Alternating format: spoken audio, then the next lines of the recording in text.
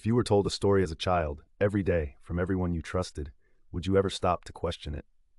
And if that story gave you comfort, would you even want to?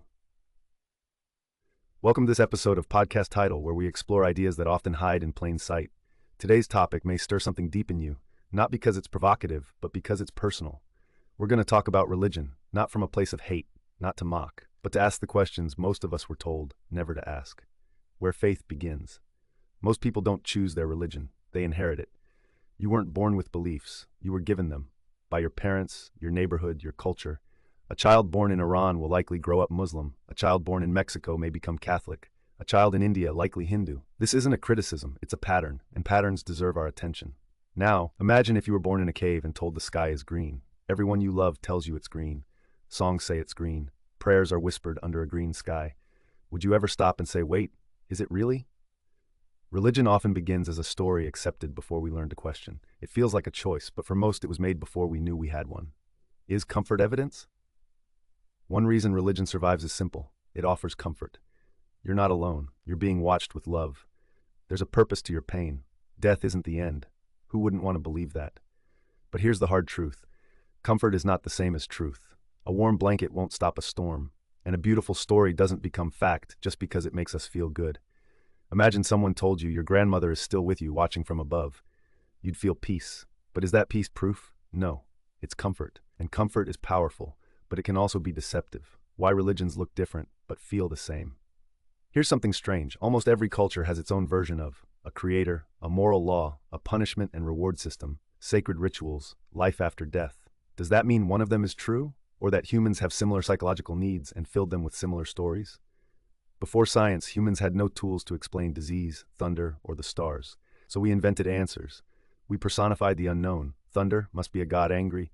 Sickness, demons inside the body. Death, a passage to somewhere better. Over time, these answers became tradition. Tradition became law, and law became sacred. Not because we tested them, but because we stopped questioning. Morality and control. Religion isn't just about belief. It's about behavior. It tells people how to live, what's good, what's forbidden. That sounds useful until you realize the rules often come without explanation.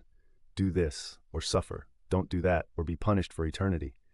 We're told a God is watching. Not just watching, but judging every thought. And many people behave morally, not because they reasoned it, but because they were afraid not to. This is the psychological power of religion.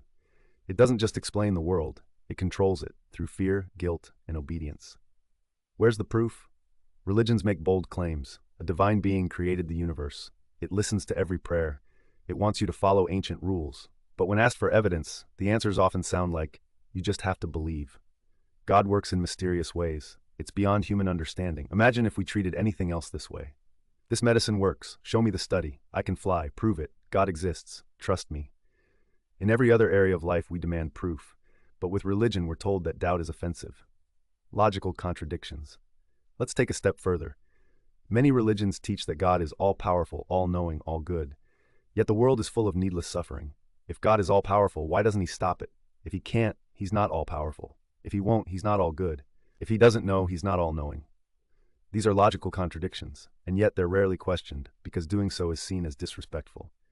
But asking why is not disrespect. It's honesty. Real examples of selective faith. Many people say they follow their religion, but when you look closer, they cherry-pick. They ignore verses about slavery or violence. They skip over harsh rules. They don't give away all their money or live in poverty. They edit their religion to match their values. And that's fine, it's human. But it raises the question, are they following God's word? Or are they just dressing their own beliefs in religious language? This shows us something deep. Morality comes first. Belief comes second. When belief is identity, religion isn't just what you believe. It's who you are.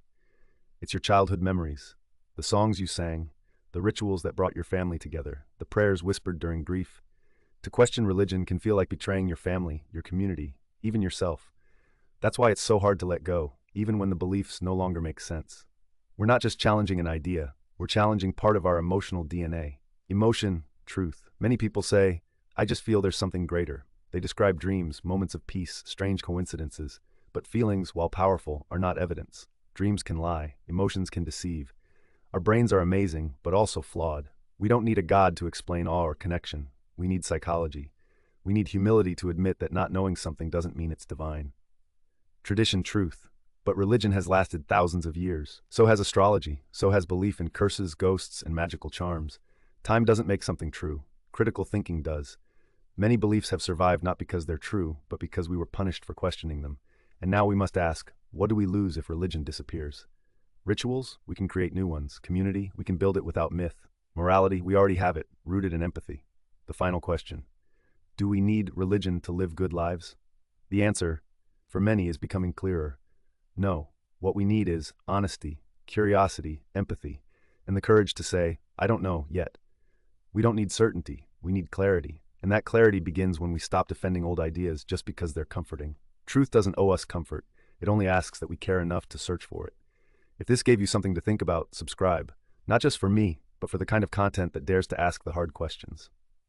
And drop your thoughts below. Where are you listening from, and what do you think about belief? Until next time, keep thinking, keep feeling, and above all, keep asking why.